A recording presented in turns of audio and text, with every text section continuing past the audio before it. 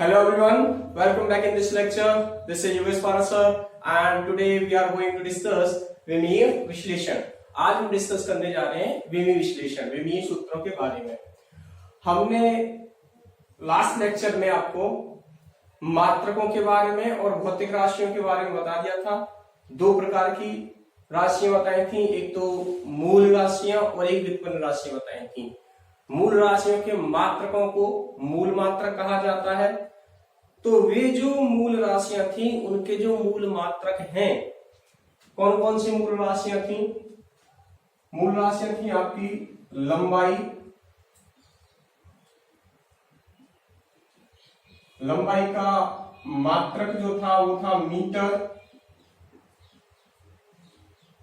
इन मात्रकों को यहां capital English के कैपिटल लेटर में यूज किया जाता है, रिटर्न में लिखा जाता है उनको मीटर।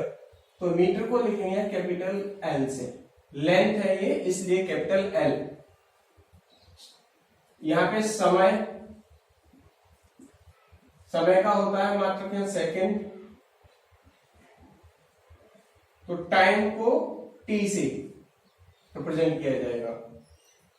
मात्रकों के लिए जब हम इसका विमीय सूत्र की बात करेंगे तब जो लंबाई है उसका मात्रक मीटर है, तो लंबाई को आप क्या समझ रहे हैं, यहाँ पे हम एल से रिप्रेजेंट कर रहे हैं। समय सेकंड में है तो उसको किससे रिप्रेजेंट कर रहे हैं, टी से। द्रव्यमान मात्रक क्या होता है इसका, किलोग्राम। तो मास कैपिटल एम से, इंग्लिश में बोलते हैं द्रव्यमान को मास, तो कैपिटल एम से रिप्रेजेंट किया जाएगा। नेक्स्ट इसका मात्रक और भी हमने अध्ययन किए थे, 7 मात्राओं के बारे में बात की थी। ताप, ताप का मात्रक बताया था आपने केल्विन, ठीक है, केल्विन। ताप को यहां लिखेंगे थीटा से, किससे रिप्रेजेंट करेंगे हम, थीटा से। ज्योति तीव्रता,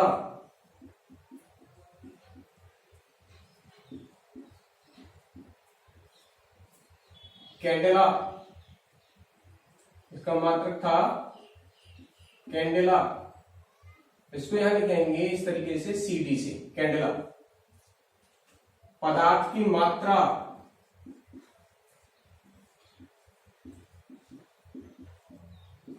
इसका मात्रक था मोल, इसको इसका प्रतीक लिखा जाएगा इस प्रकार से मोल। एक और बच गया विद्युत धारा,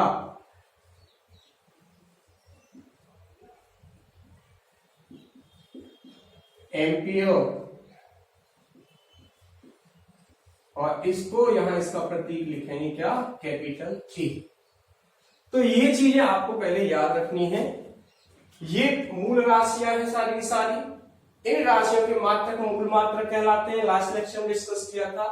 इनको किन प्रतीकों के द्वारा निरूपित किया जा रहा है, वो प्रतीक ये हैं इस प्रकार से, capital L, capital T for time, capital M for mass मतलब द्रव्यमान, ताप के लिए थीटा, इसके लिए सीडी, मोल, और ये ए, कैपिटल ए किसके लिए, विद्युत धारा, इसका एम्पियर होता है मात्रक एम्पियर। तो ये प्रतीक आपको याद रखने पड़ेंगे। याद रखने कुछ नहीं, ये तीन तो सीधा सीधा है, लेंथ एल, टाइम टी, मास एम, ठीक है ना। हिंदी में लिखे हुए, इंग्लिश में बोलोगे मास बोलोगे, टाइम हो तो समय बोलोगे, इसमें तो टाइम बोलोगे, लंबाई बोलोगे तो लेंथ बोलोगे। ये टेम्परेचर इसका थीटा होता है, ज्योति तीव्रता कैंडेला सीडी होगा, मोल, विद्युत धारा के लिए एम्पियर होता है, तो कैपिटल ए से रिप्रेजेंट करते हैं, ठीक है। अब हम बात करते हैं, ये तो मूल राशियां हैं, इनके मूल मात्रक ये हो गए। इनके मूल मात्रकों के या मूल राशियों के विमीय सूत्र ये हैं, capital L, capital T, capital M, theta, CD, ये मूल हैं। अगर हम बात करें व्युत्पन्न राशियों के विमीय सूत्र की, ये विमीय सूत्र किसके हैं, ये विमीय सूत्र किसके हैं, ये लंबाई का विमीय सूत्र एल से, समय का इससे, और ये है इनके मूल राशियों के। अगर हम व्युत्पन्न राशियों की बात करें तो व्युत्पन्न राशियों का विमीय सूत्र किस प्रकार से निरूपित किया जाएगा। तो विमीय राशि कि विमीय सूत्रों की बात की जा रही है यहां पे। सबसे पहले विमीय सूत्र, विमीय सूत्र। तो देखो जो मूल भौतिक राशियां थी उनके विमीय सूत्र तो फिक्स हैं, ये वाले, उनको नहीं बदला जा सकता, ये एचडी रहने वाले हैं। तो विमीय सूत्र मूल भौतिक राशियों के तो यही है। हम किसकी बात करेंगे? विमीय सूत्र मूल भौतिक राशियों की ये लिखे यहाँ पे, मैं यहाँ पे नहीं बता रहा हूं आपको, मैं किसकी बताऊंगा आपको? सीधा व्युत्पन्न राशियों की। व्युत्पन्न राशियां,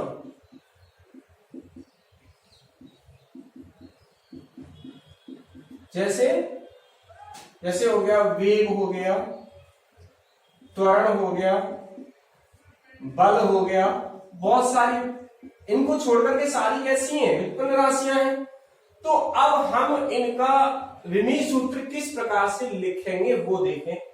सबसे पहले ये जो व्युत्पन्न राशि है इसको मूल राशियों के पदों में लिखेंगे। मूल राशि मतलब वेग क्या होता है?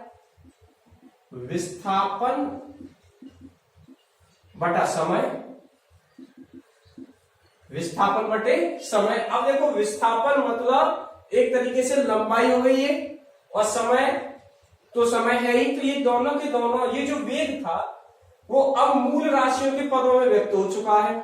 ठीक है, विस्थापन को किस में लिखोगे आप? मीटर में। समय को आप किस में लिखोगे? सेकंड में लिखोगे। सही है ना? इसका मात्रक की अगर हम बात करें तो मीटर प्रति सेकंड ऐसे व्यक्त करोगे। तो मीटर के लिए वहां पे देखो क्या यूज कर रहे हो आप? कैपिटल एल लिख रहे हो। ठीक है, विस्थापन मतलब मीटर, कैपिटल एल। समय के लिए कैपिटल टी लिख रहे हो। तो वेग का विमीय सूत्र क्या हो गया? एल, टी को ऊपर लेके जाओगे तो एक घात प्लस की थी, और नीचे से ऊपर जाएगा तो एक घात माइनस की हो जाएगी, तो एल टी माइनस 1। ये वेग का क्या है? विमीय सूत्र। वेग का विमीय सूत्र, ये वेग का विमीय सूत्र है। इसी प्रकार से आप किसी भी व्युत्पन्न राशि का ज्ञात करना चाहेंगे, विमीय सूत्र ज्ञात कीजिए। तो आप देखिए नेक्स्ट, सपोज हमसे कहा जाता है बल का विमीय सूत्र ज्ञात कीजिए। विमीय सूत्र, तो सबसे पहले बल का सूत्र लिख लो ना। मूल भौतिक राशि पद में बल क्या होता है? बल बराबर होता है, आपको याद होगा एक सूत्र, एम बराबर क्या होता है? M A. एम क्या है यहाँ? द्रव्यमान। ए क्या है? त्वरण है यहाँ। ठीक है, अब द्रव्यमान तो मूल भौतिक राशियों में है, लेकिन त्वरण तो नहीं है। त्वरण को फिर लिखो आप। त्वरण क्या होता है? वेग परिवर्तन की दर को त्वरण कहते हैं, वेग बटा समय। ठीक, तो पहले त्वरण को लिखो भी यहां। ये हो गया द्रव्यमान गुणा वेग बटा समय। अब देखो द्रव्यमान भी मूल राशि है, समय भी मूल राशि है, लेकिन वेग अभी भी मूल भौतिक राशि नहीं है। तो वेग को क्या कैसे लिखोगे आप? अभी देखा था हमने, वेग बराबर क्या होता है? विस्थापन बटा समय। तो यहां अब ये बल जो था उसका मूल भौतिक राशि के रूप में क्या है यहाँ पे? ये तो द्रव्यमान। वेग को लिखेंगे विस्थापन बटा समय। ये किसको लिखा था? वेग को। एक समय नीचे और है तो समय की घात कितनी हो जाएंगी? 2। अब सारी की सारी यहां मूल भौतिक राशियां हैं, तो अब आसानी से आप उनके विमीय सूत्र रख सकते हो। द्रव्यमान का विमीय सूत्र क्या होता है? एम होता है। विस्थापन दूरी होती है तो उसका क्या होता है? कैपिटल एल लिखते हैं। समय का क्या लिखते हो आप? टी लिखते हो। घात कितनी है? 2 है। अब इसको रीअरेंज कर दो। रीअरेंज करेंगे तो बल का विमीय सूत्र क्या मिला? देखो यहां से एम तो एजिटेड, एल भी जो कहते हो, टी ऊपर जाएगा, घात नीचे प्लस की 2 है, धन की 2 नीचे है, ऊपर ले जाओगे तो ऋण की 2 हो जाएंगी, टी की घात -2, ठीक है। तो mLT⁻², बल का क्या हो गया, विमीय सूत्र हो गया। इसी प्रकार से हम और भी बहुत सी भौतिक राशियों के विमीय सूत्र ज्ञात कर सकते हैं। बल का समझ में आया। और देखो, मान लो हमसे कहा जाए कार्य का विमीय सूत्र ज्ञात कीजिए। कार्य का विमीय सूत्र ज्ञात कीजिए। तो कार्य का विमीय सूत्र हम ज्ञात करेंगे। सबसे पहले मैंने क्या बताया, कार्य का सूत्र लिखो। तो कार्य बराबर क्या होता है भाई, कार्य बराबर होता है बल गुणा विस्थापन। यही तो कार्य का विमीय सूत्र, बल गुणा विस्थापन। अब बल का, ये तो विस्थापन तो मूल भौतिक राशि है, लेकिन बल तो नहीं है। बल क्या अभी देखा था आपने, द्रव्यमान गुणा त्वरण, ठीक है, गुणा ये क्या है वहां पे, विस्थापन। अब ये मूल भौतिक राशि नहीं है, त्वरण, सही है। तो लिखो इसको, त्वरण को, द्रव्यमान वेग बटा समय, ये क्या है ना, विस्थापन है। वेग क्या होगा, वेग फिर से विस्थापन बटे समय। अब एक समय पहले से था, वेग का लिखा विस्थापन था, एक समय नीचे था, तो इसका क्या हो गया, वर्ग, और यहां पे ये और है विस्थापन, ठीक। तो सूत्र क्या हो गया, मूल भौतिक राशि में पता, इसका कार्य का सूत्र क्या आ गया, द्रव्यमान गुणा विस्थापन का वर्ग बटे समय का वर्ग, ठीक है। तो द्रव्यमान का क्या लिखेंगे हम, कैपिटल एम, ठीक। विस्थापन को एल से लिखते हो तो एल की घात 2, समय को टी से तो टी की घात 2। इनको रीअरेंज कर दो, तो कार्य का जो विमीय सूत्र प्राप्त हुआ, यहां कर रहे हो, कार्य का विमीय सूत्र क्या मिला हमें, mL2 t की पावर -2, mL2 t पावर -2। तो इस प्रकार से हम विमीय सूत्र ज्ञात कर लेते हैं बहुत आसानी से। तो क्या स्टेप्स बताए मैंने आपको, पहला वर्क तो फर्स्ट ऑफ फंक्शन यही है कि आप कोई भी व्युत्पन्न राशि दी जाए, आपको मूल भौतिक राशि के पदों में उसका सूत्र लिखना है। फिर आपको मूल भौतिक राशियों के प्रतीक पता है, उसका विमीय सूत्र क्या होता है, इनके आधार पर वहां रख देंगे और वो विमीय सूत्र आपको ज्ञात हो जाएगा। बहुत आसान है। आप एनसीईआरटी बुक में बहुत सारे विमीय राशियां दे रखी हैं, उनके विमीय सूत्र भी दे रखे हैं, लेकिन आपको क्या करना है, वो खुद अपने आप से विमीय सूत्र व्युत्पन्न करने हैं। सबके अपने आप निकाल के देखोगे तो आपको इस आधार पर प्राप्त हो जाएंगे। सारी भौतिक राशियों के जो व्युत्पन्न राशियां, उनके विमीय सूत्र आपको मिल जाएंगे। ठीक है स्टूडेंट्स, नेक्स्ट हम बात करते हैं विमाएं। ये तो विमीय सूत्र हो गई। विमाएं क्या होती है, किसी भौतिक राशि की विमाएं कैसे ज्ञात की जाती है, विमाएं होती क्या है वो बात करें। तो जब किसी भौतिक राशि को उसके मूल मात्रक के पदों में लिखा जाता है, किसके पदों में लिखा जाता है, मूल मात्रक के पदों में लिखा जाएगा। तो जो हमने ये विमीय सूत्र लिखे सबके, किसी व्युत्पन्न राशि का, उन विमीय सूत्रों पर जो घात होती हैं, विमीय सूत्रों पर जो घात होती हैं, उन्हीं घातों को हम क्या कहते हैं, विमाएं कहते हैं। तो विमाएं क्या है, पहले अगर विमाएं की बात की जाए, जब किसी भौतिक राशि के मात्रक को मूल मात्रकों के पदों में विमीय सूत्र के रूप में लिखा जाता है, तो उन पर जो घातें होती हैं, विमीय सूत्र पर जो घातें होती हैं, जैसे द्रव्यमान पर 1 है, समय पर 2 है, तो वो जो घातें हैं उस भौतिक राशि की क्या कहलाती है? विमाएं। जब किसी भौतिक राशि को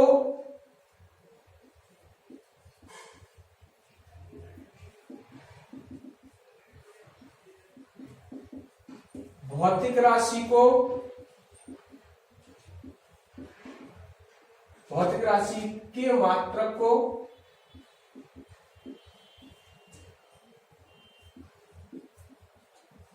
मूल मात्रक के पदों के रूप में लिखा जाता है। मूल मात्रक के पदों के रूप में लिखा जाता है। तो अंग्रेजी अक्षर जो कैपिटल लेटर्स होते हैं उनकी घात जो भी होती है उन्हीं घातों को क्या कहते हैं? विमाएं कहते हैं। लिखा जाता है तो इनके विमीय सूत्र में मूल भौतिक राशियों या मूल मात्रकों पर जो विमाएं होती हैं, इनके विमीय सूत्र में मूल मात्रकों पर जो घात होती हैं वे घात भौतिक राशि की विमाएं कहलाती हैं। वैसे परिभाषा पूछेगा नहीं का कोई आपसे, लेकिन मैं बता रहा हूं कि विमाएं क्या होती है। परिभाषा के रूप में कभी किसी ने कोई क्वेश्चन नहीं पूछा कि विमाएं क्या होती हैं। आपको एग्जाम्पल बेस पे बहुत अच्छे से समझ में आएगा। आप देखो यहाँ पे विमाएं, जैसे मुझसे कहा जाता अभी, जैसे वेग, क्वेश्चन में कहा जाए वेग की विमाएं ज्ञात कीजिए, ठीक है। तो सबसे पहला मेरा काम क्या है कि वेग का विमीय सूत्र लिखना। क्यों विमीय सूत्र लिखा जाएगा तब उसकी जो घात होंगी उसमें मूल मात्रकों की, उन्हीं को तुम क्या कहते हैं? विमाएं कहते हैं। तो सबसे पहले वेग का विमीय सूत्र लिखें। तो वेग बराबर क्या होता है? विस्थापन बटा समय। सही है। विस्थापन को एल से लिखेंगे और समय को टी से लिखेंगे। तो क्या होगा विमीय सूत्र इसका? L T minus 1। ये तो विमीय सूत्र आ गया। सही है। तो विमाएं क्या हो गई वेग की? वेग की विमाएं हो गई लंबाई की घात कितनी? एल की घात कितनी है? 1। ये तो लंबाई हो गई। तो लंबाई में तो 1, ठीक है, समय में -1। ये है, देखो ये एल क्या है? लंबाई के लिए लिखते हो आप, मीटर इसका मात्रक होता है लंबाई। तो लंबाई में 1 और समय में -1। मतलब किसी भौतिक राशि को जब मूल राशियों के पदों में लिखा जाता है तो उसको जो कैपिटल लेटर्स यूज किए गए उसको रिप्रेजेंट करने के लिए, उसको प्रतीक के रूप में उनकी जो घात होती हैं वे घातें ही क्या कहलाती हैं? उसकी विमाएं। दोबारा से सुने, जब किसी भौतिक राशि को मूल राशियों के पदों में, मूल राशि के पदों में जब लिखोगे तो मूल राशि के पदों में जैसे ये आ गई, ये आ गई, तो इसको विस्थापन को कैपिटल लेटर प्रतीक क्या था? एल। विमीय रूप में लिखने के लिए समय का क्या था? यहाँ पे टी में लिखना तो यहां से ही सकता था, ठीक है, लेकिन विमीय सूत्र से थोड़ा सा आसान रहता है, इसलिए आपको बता रहा हूं यहाँ पे। तो विस्थापन को एल और समय को टी। तो एल की घात 1 है और टी की घात -1। हम जानते हैं एल क्या है? यहाँ लंबाई है, टी क्या है? समय है। तो वेग की विमाएं क्या है? वेग की विमाएं यहां लिखेंगे लंबाई में 1, या ऐसे लिख दो, लंबाई में 1 व समय में -1। वे की विमाएं कौन कौन सी है? लंबाई में 1 है और समय में क्या है? -1। किसी भी भौतिक राशि की विमाएं हम इस आधार पर ज्ञात कर सकते हैं। और देखें आगे अन्य भौतिक राशि की विमाएं ज्ञात करें हम, जैसे मान लो हमसे कहा जाता है बल की का विमीय सूत्र वो विमाएं लिखिए। क्वेश्चन कहा गया, दोनों चीज पूछ ली उसने, बल का विमीय सूत्र व विमाएं लिखिए। छोटा सा क्वेश्चन है, बहुत बड़ा क्वेश्चन नहीं है, आप थोड़ा सा इससे यूज टू हो जाओगे तो आपको कोई दिक्कत नहीं आएगी। अभी थोड़ा बहुत टफ लगेगा, बहुत इजी टॉपिक है। तो हम क्या करते हैं, सबसे पहले हम बल को वही मूल राशियों के पदों में, तो बल क्या होता है, द्रव्यमान गुणा त्वरण, फिर से त्वरण हमारे पास मिल गया व्युत्पन्न राशि, द्रव्यमान गुणा वेग बटा समय, वेग फिर से देखना पड़ेगा आपको, व्युत्पन्न राशि है तो द्रव्यमान गुणा वेग क्या होगा, विस्थापन बटे समय, एक समय नीचे और था तो ये वर्ग हो गया। अब इसका विमीय सूत्र लिख दो आसानी से। द्रव्यमान के लिए क्या यूज करोगे, m, विस्थापन के लिए क्या लिखोगे, l, समय के लिए क्या लिखोगे, t की घात 2 हो गया यहाँ पे। तो इसको रीअरेंज कर लो, m एलिटेड रह गया, l जगह तो रह गया, t ऊपर चला गया माइनस, तो ये तो विमीय सूत्र हो गया। ये तो क्या है, विमीय सूत्र है किसका, बल का। विमान की बात करें, विमाएं बताओ आप, विमाएं क्या होंगी, द्रव्यमान में कितनी है, द्रव्यमान में एक, लंबाई में एक, समय में -2। ठीक है, तो ये विमीय सूत्र प्राप्त हो गया और इसकी विमाएं भी ज्ञात हो गई। इन आधारों पे हम और भी जितनी भी भौतिक राशियां हैं ये स्टूडेंट्स सबका विमीय सूत्र ज्ञात कर सकते हैं और सबकी विमाएं भी आसानी से ज्ञात की जा सकती हैं। ठीक है, अब हम जो विमीय, ओके स्टूडेंट्स, तो नेक्स्ट टॉपिक डिस्कस करते हैं विमीय विश्लेषण के अनुप्रयोग। किसके अनुप्रयोग, विमीय विश्लेषण के अनुप्रयोग। तो विमीय विश्लेषण के अनुप्रयोग में सबसे पहला अनुप्रयोग है किसी भौतिक राशि के मात्रकों का एक पद्धति से दूसरे पद्धति में रूपांतरण।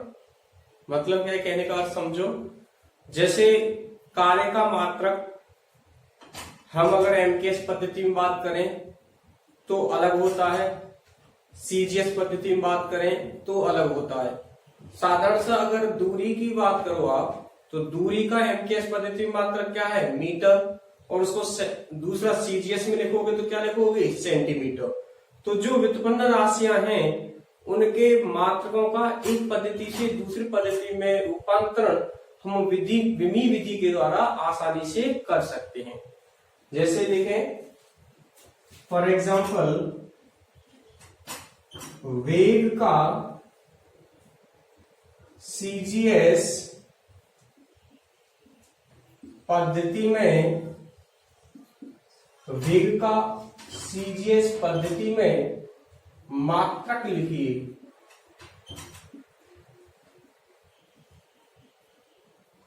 मात्रक लिखिए, किसमें लिखवाया आपसे, सीजीएस पद्धति में, किसका, वेग का।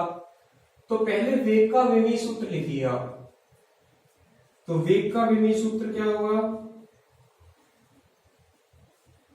वेग का विमीय सूत्र हमने पढ़ा था अभी, विमीय सूत्र क्या होता है, L/T-1। ठीक है, सीजीएस पद्धति में लंबाई को, ये L क्या है, लंबाई यानी मीटर में होती है एमकेएस में, और सीजीएस में लिखोगे तो किसमें लिखोगे, सेंटीमीटर में, सेंटीमीटर। ये तो L रिप्रेजेंट कर रहा है। T फॉर टाइम मतलब समय, तो समय तो हमेशा किसमें लिखते हो आप, सेकंड में लिखते हो, कि घात -1 है। तो या तो ऐसे लिख दो इसको, या दूसरा तरीका ये है, सेंटीमीटर को हम निरूपित कर देते हैं ऐसे प्रतीक सीएम के द्वारा, और सेकंड को किससे लिखोगे, SEC। तो सेंटीमीटर प्रति सेकंड सीजीएस पद्धति में क्या है, वेग का मात्रक। किसकी सहायता से हमने लिखा, विमीय विश्लेषण। तो सबसे पहले तो हमने उसका विमीय सूत्र लिखा राशि का, फिर यहाँ जो उसके मूल मात्रक की विमाएं आ रही हैं उसके आधार पर हमने उसको परिवर्तित कर दिया किसमें, सीजीएस पद्धति के मात्रक में। और एग्जांपल देखें, जैसे कोई दूसरी राशि ले लो, त्वरण ले लो, त्वरण का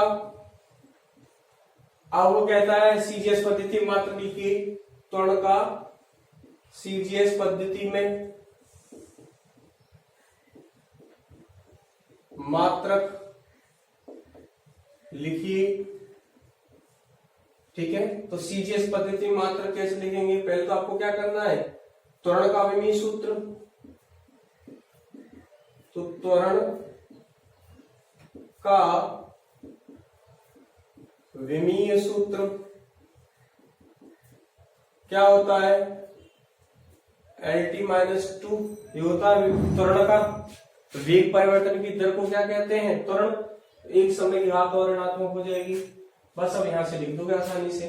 क्या है हमारे पास सूत्र, क्या मिला है, LT की घात -2, ये विमीय सूत्र है त्वरण का।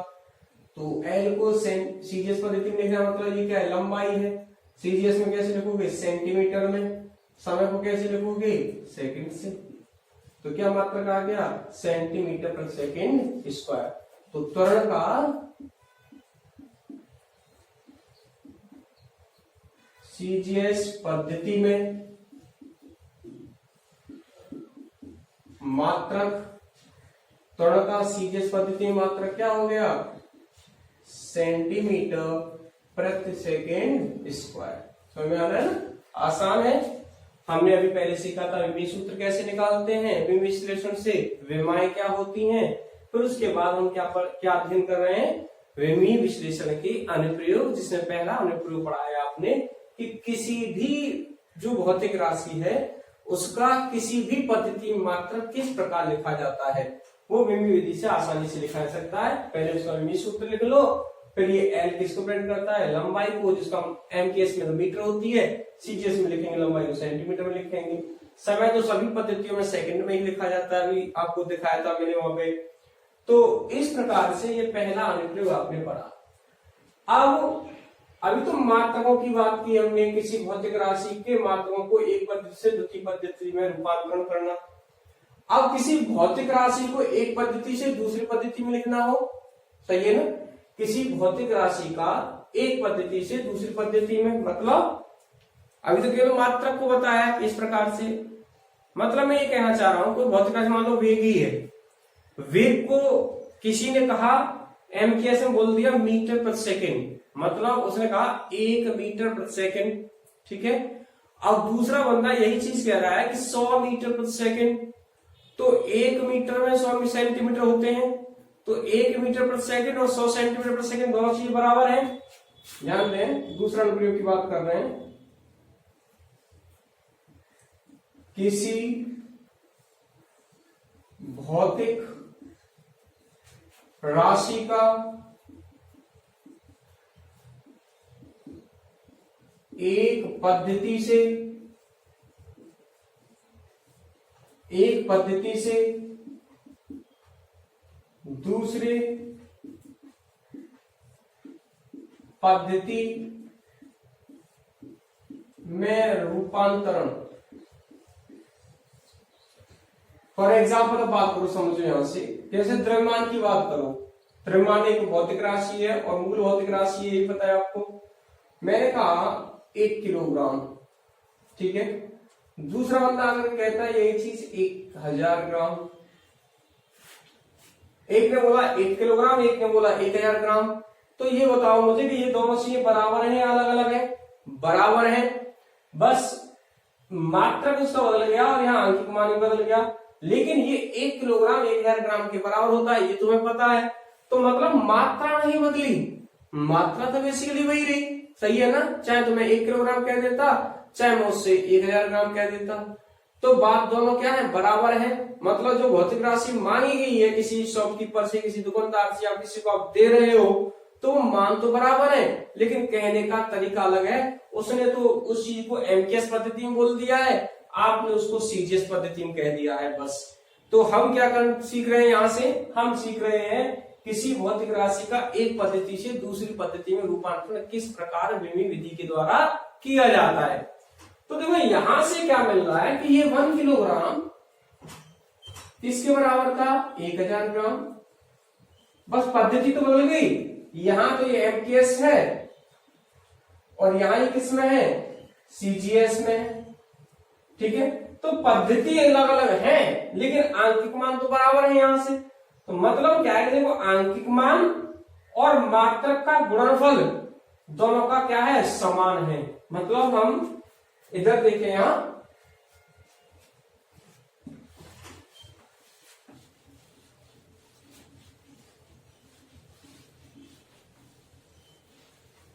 किसी भौतिक राशि के आंकिक मान को यदि n से लिखें और मात्रक u फॉर यूनिट u से लिखें, तो इन दोनों का जो गुणनफल है वो सदैव क्या है, नियत रहेगा, वो नहीं परिवर्तित होगा। मतलब इन दोनों का गुणनफल, इन दोनों का गुणनफल क्या है, समान ही तो है। तो हम ये भी कह सकते हैं कि n1u1 बराबर n2u2। अब n2 ज्ञात करना हो आपको कहीं पे कहा जाए तो n2 यहां से क्या आएगा, n1 u1 अपॉन u2। इसके द्वारा हम यहाँ पे अभी दिखाएंगे आपको कि किसी भौतिक राशि को एक पद्धति से दूसरी पद्धति में कैसे रूपांतरित किया जाता है। एग्जाम्पल देखें, क्वेश्चन में कहा जाता है 1 न्यूटन बल का मान सीजीएस पद्धति में क्या होगा। 1 न्यूटन बल का मान सीजीएस पद्धति में क्या होगा, या 1 न्यूटन बल को विमी विधि के द्वारा सीजीएस पद्धति में लिखिए, ऐसे ही कह सकता था वो। तो हम तो विमी विधि का उपयोग करेंगे यहां से। तो सबसे पहला काम क्या होता है आपका, बल का विमी सूत्र लिखेंगे आप, बल का विमी सूत्र।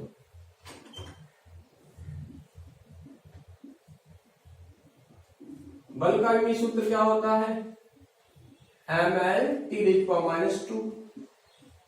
करने का आपको पीछे भी बताया था, बल का विमी सूत्र ये हो गया। अब N1 आपको दिया है, दिया है N1 बराबर 1 न्यूटन। आपको क्या याद करना है, N2। ठीक है, तो हम जानते हैं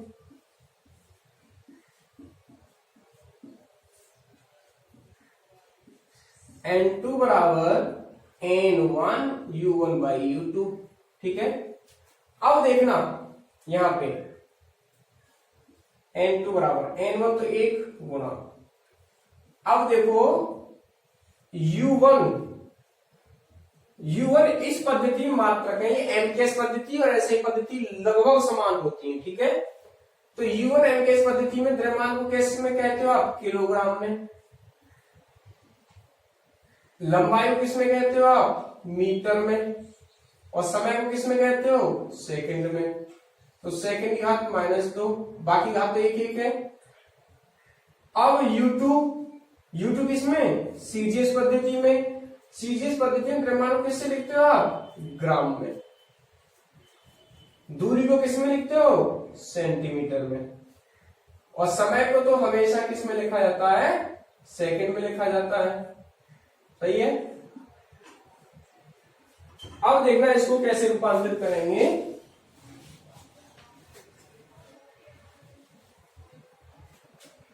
तो N2 बराबर 1 का गुणा है, वो तो कोई फर्क पड़ने वाला नहीं है।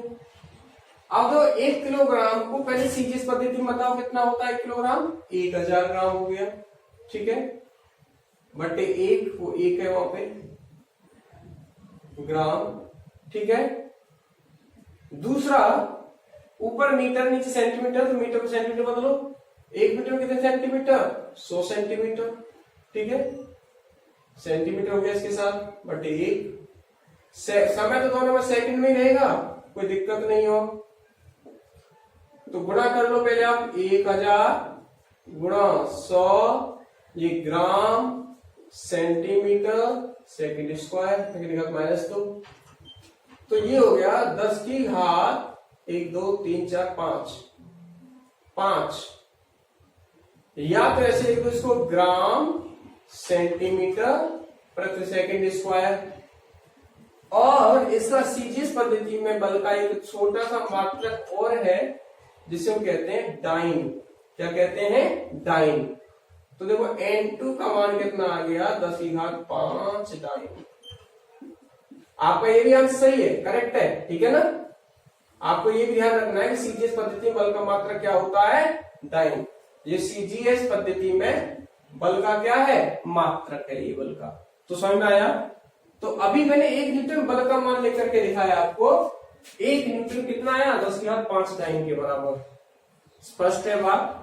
अगर किसी बच्चे से ऐसे कहते हैं हम भाई न्यूटन है आजकल, तो तू बड़ा खुश हो जाएगा, मेरी तुलना न्यूटन के साथ हो गई। और उसको बाद में पता कहा जाए कि 1 न्यूटन किसके बराबर पता है? 10 की घात 5 डायनों के बराबर। समझ लो कितनी डायनें आ गई उसमें, तो अकेला इतनी डायनों के बराबर है। ठीक है, तो आपको समझ में आया किस प्रकार से हमने विभव विश्लेषण के दूसरे अनुप्रयोग में किसी एक भौतिक राशि को एक पद्धति से दूसरी पद्धति में कैसे लिखा जाता है। दूसरा एग्जांपल और देखिए इसमें आप, मान लो हमसे कहा जाए 10 जूल कार्य का मान सीजीएस पद्धति में क्या होगा? सीजीएस पद्धति में लिखिए। तो 10 जूल, तो पहले मैंने क्या कहा था आपको? उसका विमीय सूत्र लिखना है।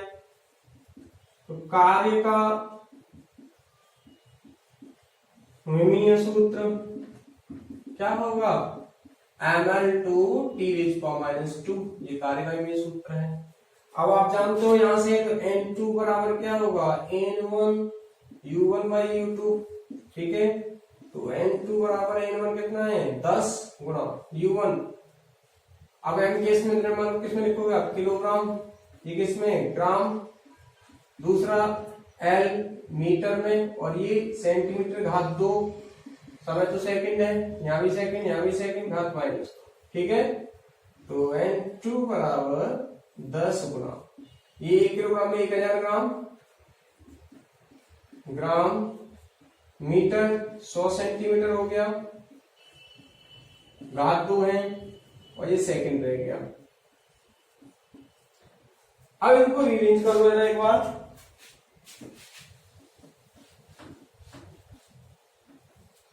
रीअरेंज करो पहले न्यूमेरिकल वैल्यूज को, मात्र एक साथ लिख लेंगे। 10 है, 10 के साथ गुणा कितना है? 1000। 1000 के साथ 100 का वर्ग है, तो 100 का वर्ग मतलब ऐसे हो गया ये।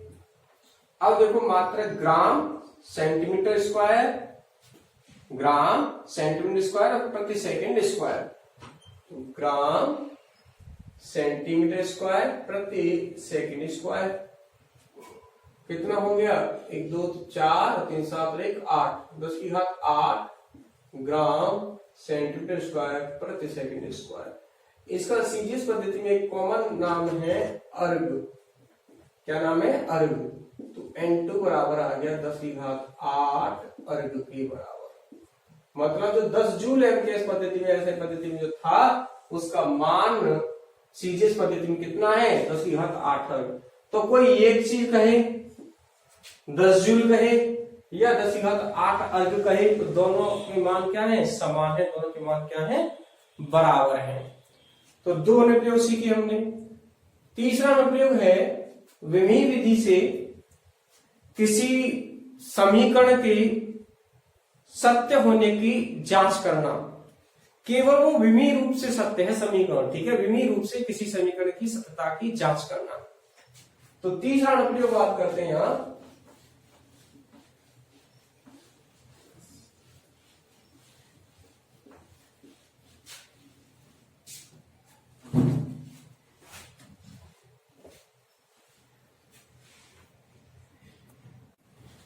ठीक है, तो थर्ड अनुप्रयोग की बात करते हैं। तीसरा अनुप्रयोग,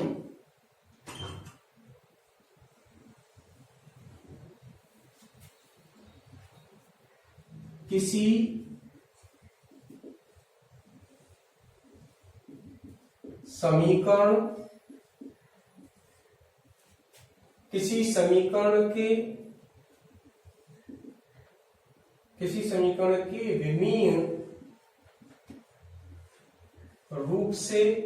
समीकरण के विमीय रूप से सत्यता की जांच करना। किसी समीकरण की विमीय रूप से सत्यता की जांच करना। किसी समीकरण की, या के लिख सकते हो, किसी समीकरण की विमीय रूप से सत्यता की जांच करना। किसी समीकरण की विमीय रूप से सत्यता की जांच करना मतलब क्या है? देखो, समीकरण में आप करेक्ट और इनकरेक्ट किस बेस पे कर रहे हो? विमीय रूप में, कि वो विमीय रूप में सत्य है या नहीं। विमीय रूप से मतलब कि विमाओं के आधार पर इसके दाएं पक्षी विमा और बाएं पक्षी विमा बराबर है या नहीं, ये हम चेक कर सकते हैं कि वो समीकरण विमीय रूप से सत्य है या नहीं है। केवल विमीय रूप से सत्य है या नहीं, क्योंकि विमाओं के विश्लेषण में इसकी दो चार कमियां भी हैं। इस कारण से हम किसी समीकरण की पूर्णतया से, यहां मैंने ये जो शब्द देखा है ना विमीय रूप से, वो इसी वजह से जोड़ा है कि आप पूर्णतया ये नहीं कह सकते कि विमीय रूप से सत्य है तो कोई समीकरण सत्य ही होगा। क्यों नहीं हो सकता? क्योंकि कोई नियतांक अगर उसमें है तो उस नियतांक के बारे में ये विमीय विधि कोई भी इंफॉर्मेशन हमें प्रोवाइड नहीं करती है। तो देखिए, किस समीकरण के विमीय रूप से सत्यता की जांच करना कैसे करते हैं। जैसे आपको पता है गति का प्रथम समीकरण,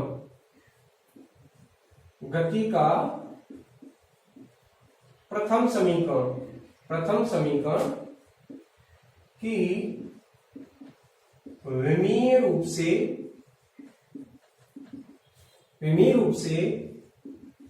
सत्यता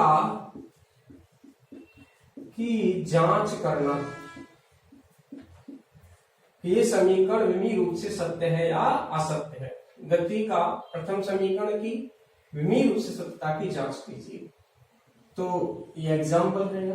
तो क्या होता है विमीय समीकरण, सॉरी गति का प्रथम समीकरण v बराबर u प्लस at। आप सीधा सीधा रखो, विमीय सूत्र लिखते जाओ। विमीय सूत्र वेग का क्या है? LT minus 1। ये अंतिम जगह, ये भी प्रारंभिक वेग है, वेग ही तो है। इसका विमीय सूत्र क्या होगा? LT माइनस 1 प्लस त्वरण का क्या होता है? LT माइनस 2, और ये t समय है तो t हो गया। तो देखो यहाँ LT माइनस 1 बराबर LT माइनस 1 प्लस टी को अंदर ले आओ तो माइनस की 2 बार ये प्लस की एक ही है, तो क्या रहेगा? LT minus 1। आपको दिखाई दे रहा होगा यहाँ समीकरण के दाएं पक्ष तथा बाएं पक्ष के प्रत्येक पद की विमाएं क्या है? समान। उपरोक्त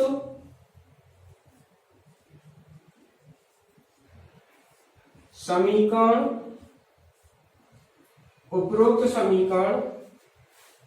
की दाएं व बाएं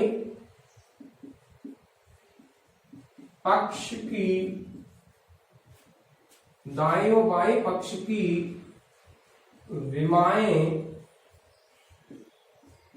समान हैं, अतः समीकरण विमीय रूप से सत्य है। समीकरण क्या है? विमीय रूप से सत्य है। और ले लेते हैं कोई सूत्र आपको पता हो, जैसे बल का सूत्र की बात करो तो न्यूटन के द्वितीय नियम से बल का सूत्र क्या है? बल बड़ा होता है द्रव्यमान गुणा त्वरण।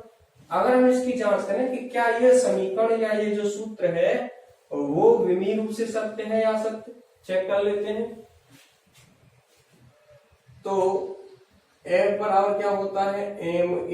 m जहां द्रव्यमान है और A क्या है? त्वरण है। ठीक, F बल का विमीय सूत्र क्या होता है? mLT minus 2। द्रव्यमान क्या क्या है m, त्वरण क्या क्या है LT-2, तो ये भी क्या है MLT-2। तो मतलब क्या है ये बल का जो सूत्र है या जो समीकरण है बराबर में वो विमीय रूप से क्या है सत्य है। तो तीसरा अनुप्रयोग समझ में आया आपको कि किसी समीकरण की विमीय रूप से सत्यता की जांच करना, समझ में आ गया। और नेक्स्ट अनुप्रयोग लिख रहे हैं हम कि कोई अगर नियतांक हमें किसी समीकरण में दिया हुआ हो या कहीं पे हमें दे दिया जाए तो उसका विमीय सूत्र कैसे लिखा जाएगा, उसकी विमाएं क्या होंगी। तो दोनों ही चीज हम लिख सकते हैं, विमाएं भी ज्ञात कर सकते हैं नियतांक की किसी की, या उसकी विमाएं भी, यानी किसी नियतांक की कोई जो नियतांक हो अथवा कोई किसी के साथ गुणक दिया हो तो उसकी विमाएं तथा विमीय सूत्र ज्ञात करना। तो विमीय विधि से हम नेक्स्ट अनुप्रयोग का अध्ययन कर रहे हैं, फोर्थ, किसी नियतांक अथवा गुणांक, किसी के साथ गुणांक जैसे न्यूमेरिकल वैल्यू में नहीं, किसी जैसे कि आपका कोई राशि गुणक में आ रही हो उसका हम मान लिया ABCD अल्फाबेट में आ रहा हो इस तरीके से, तो उसका किसी नियतांक अथवा गुणांक का विमीय सूत्र व विमाएं ज्ञात करना। ठीक है, कैसे ज्ञात करें, मान लो हमें ये समीकरण दिया हुआ है F बराबर AT प्लस BT स्क्वायर, ये समीकरण दिया है, समीकरण दिया है। आपको पता है कि A और B क्या है, दोनों नियतांक है, यहाँ A व B नियतांकों की विमाएं ज्ञात कीजिए, ऐसे कहता है हमसे वो।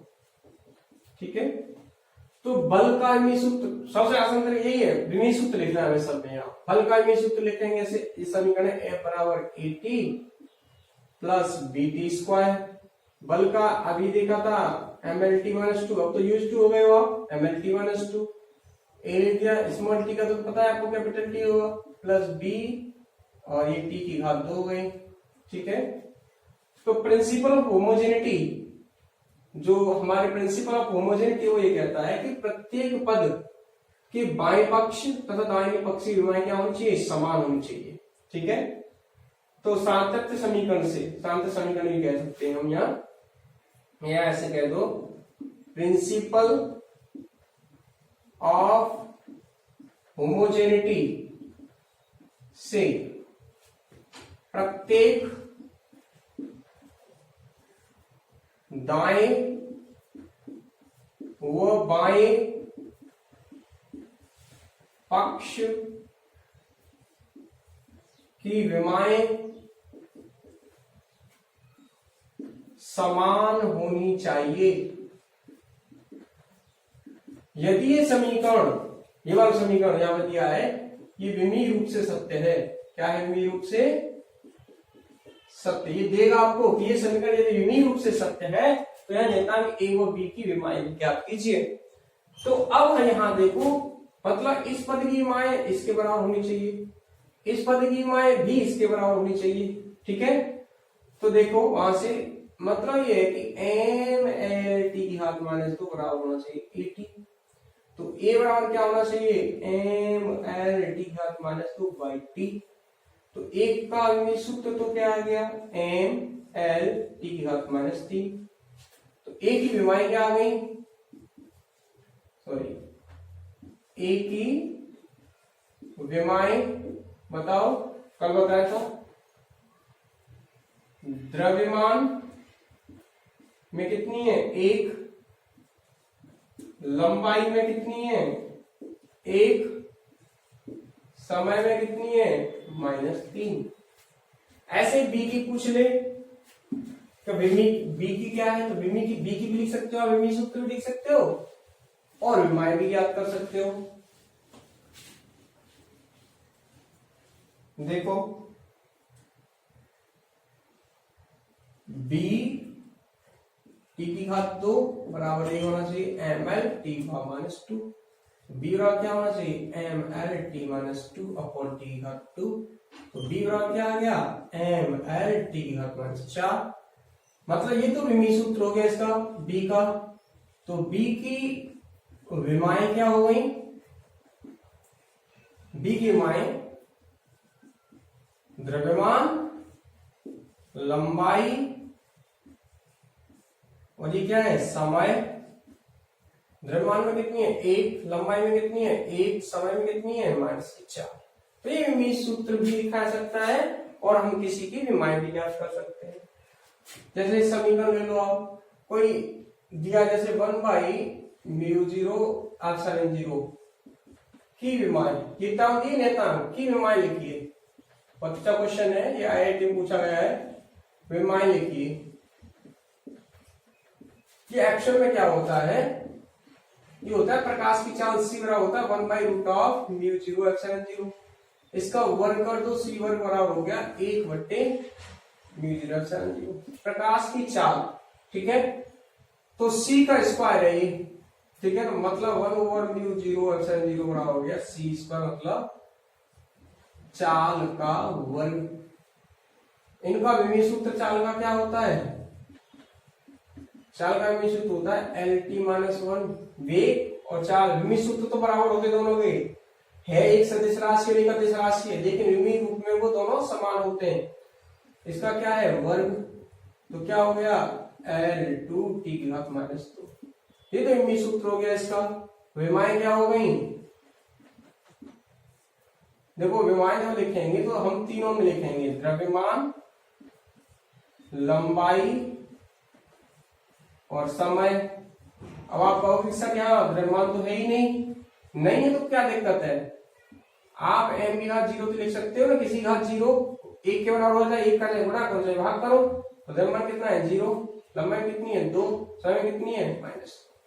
तो इस प्रकार से हमने ये चौथा अनुप्रयोग सीखा है कि किसी भौतिक राशि के नियतांक, कोई दिया हो समीकरण हमें उसका नियतांक गुणांक हो, तो उसका विमीय सूत्र या विमाएं किस प्रकार से हम ज्ञात कर सकते हैं।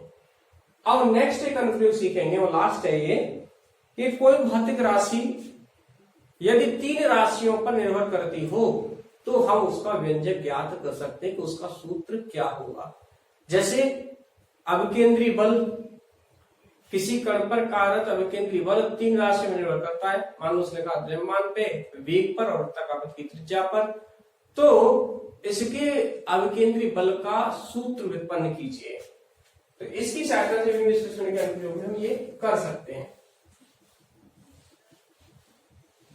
ये एक ऐसा रिसर्च टूल है, ये वाला जो अनुप्रयोग है।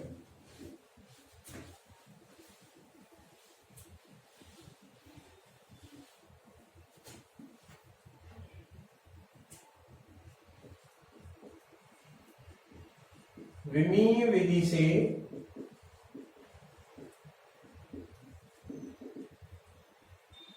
किसी भौतिक राशि जो अन्य राशियों पर निर्भर करती हो, किसी भौतिक राशि जो अन्य राशियों पर निर्भर करती हो। विमीय विधि से किसी भौतिक राशि जो अन्य राशियों पर निर्भर करती हो का व्यंजक अथवा सूत्र के व्यंजक अथवा सूत्र की व्युत्पत्ति करना, ज्ञात करना। कैसे देखो, क्वेश्चन की हेल्प से समझेंगे।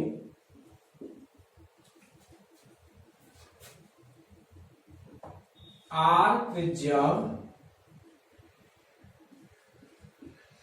के वृत्ताकार पथ पर गतिशील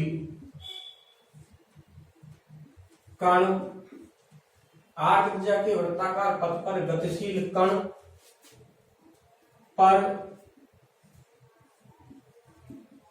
कार्यरत अभिकेंद्रीय बल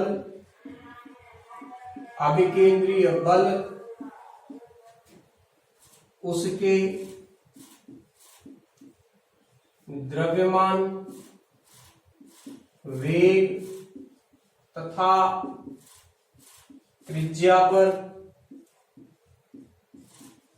निर्भर करता है। तो अभिकेंद्रीय बल का व्यंजक या सूत्र क्या कीजिए।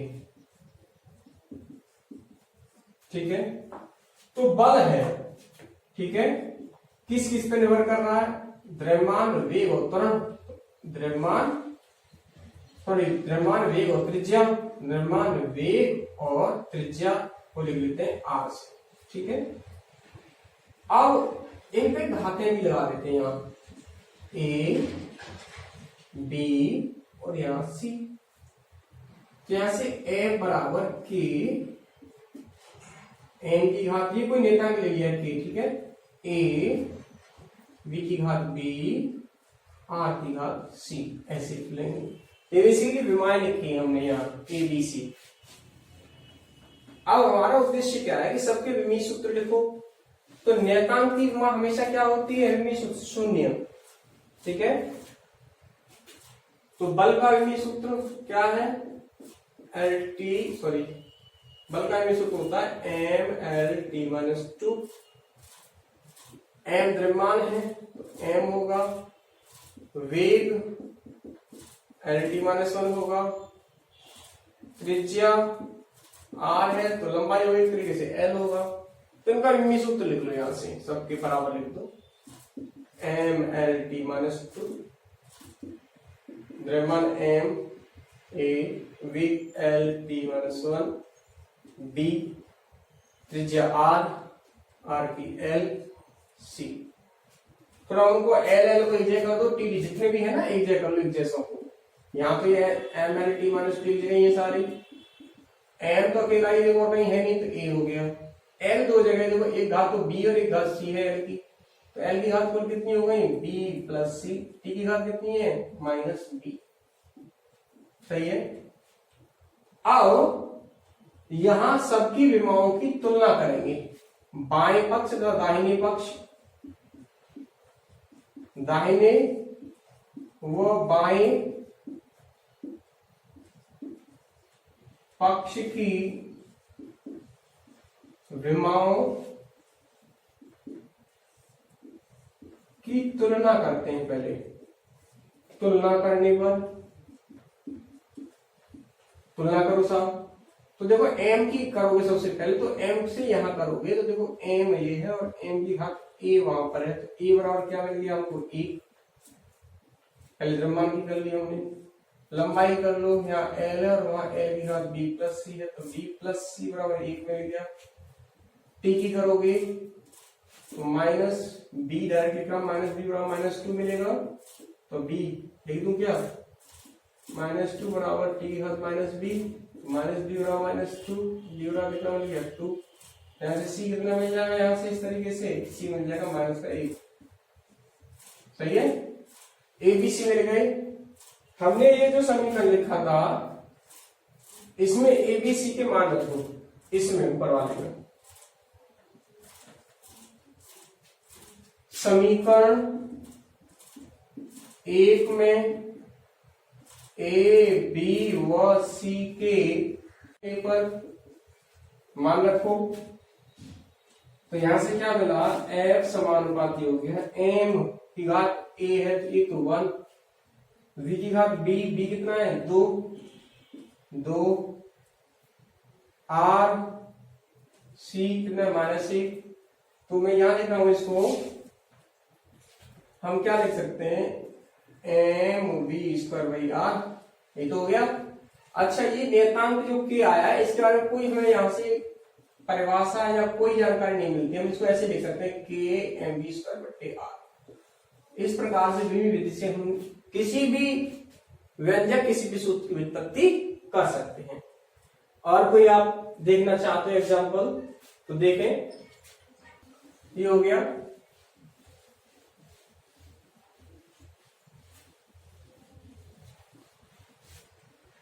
दूसरा, घाते लिख दो a और b, ऐसे लिख लीजिए। इन सब के विधि सूत्र लिख दो। इसके 0 होता है तो टाइम है तो टाइम मतलब t रहेगा, समय है मतलब k का होता नहीं, लंबाई का l लिख दिया। a त्वरण तो वृत्ति त्वरण हो चाहे कोई सा भी त्वरण हो, समान त्वरण की क्या होता है l/2 घात b। तो यहाँ से क्या हुआ, l की घात a यहाँ से है, l की घात b ये रहा और t की घात -2b। एक जगह करो सबको, l की घात हो गई a+b और t की घात हो गई -2b और ये है यहाँ पे साइड में t।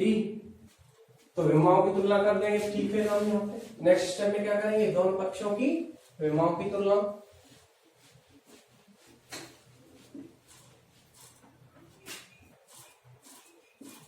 दोनों पक्षों की विमाओं की तुलना